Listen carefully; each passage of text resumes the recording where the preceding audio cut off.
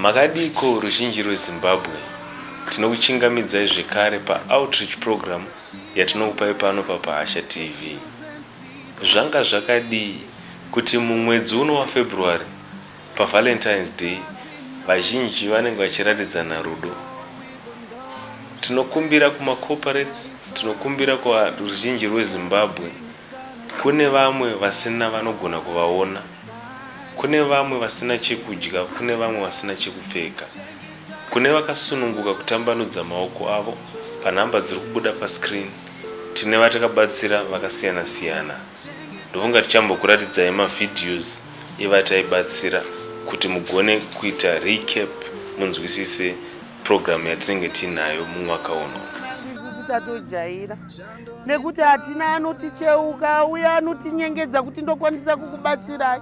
Maplastiki iyaya ndo dzatinofuga. Mvura kana yanaya tinongotsvagawo zvekuti tiise pamusoro macardbox. Maplastiki iyaya macardbox ane bhurangeti anofuga, asina anongorarawo akadaro. Vamwe vana vanozobirikidza kurara nevarume nenhau yekuti unenge waomerwa una chekudya, onyengedzeka iwe orarwa. Vana kuti vachiramba hapana, unenge uchida chekurarama.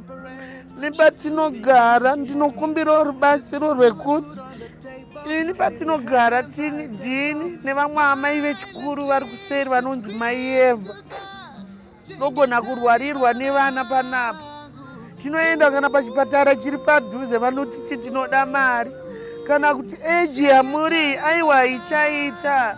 Zvinododiniwo vanhu vaMwari, ndokumbirawo rubatsiro mundibatsiro. Tingati mukanhonga kana kuti zvinhu zvamuri kutsanangura muchiti munoita recycling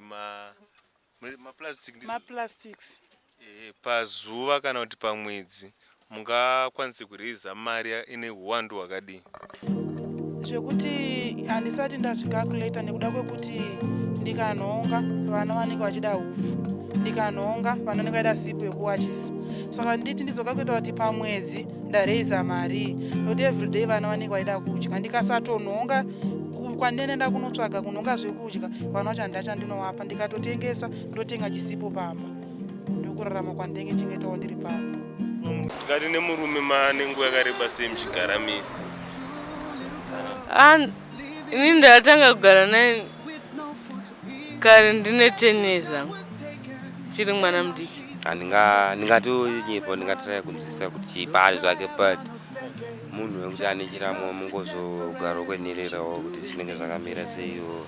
Ndisati ndakugara nemurume wangu pandaidonha, pane varume vachindinyenga, saka ndaingozomuka bhurugwa rakazara zvewaiti. Unenge huri ufu hwakasara hwangu sara muhafu ye10 kg. Zvingava zvimafuta ndoita zvekutomimina pai mu2 liters.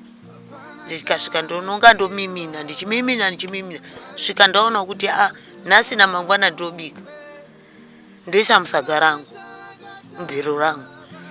Ndinovimba tese taona magariro kana mararamiro ari kuita vamwe vasina chekudya, vasina chekupfeka, vasina chekufuga. Iwe neni tine basa rekuti tigone kuvabatsira nekutambanudza ruoko pazvidiki diki zvatinenge taita. Tinogona kuti vange vaine Valentines yakanaka inofadza iwe neni.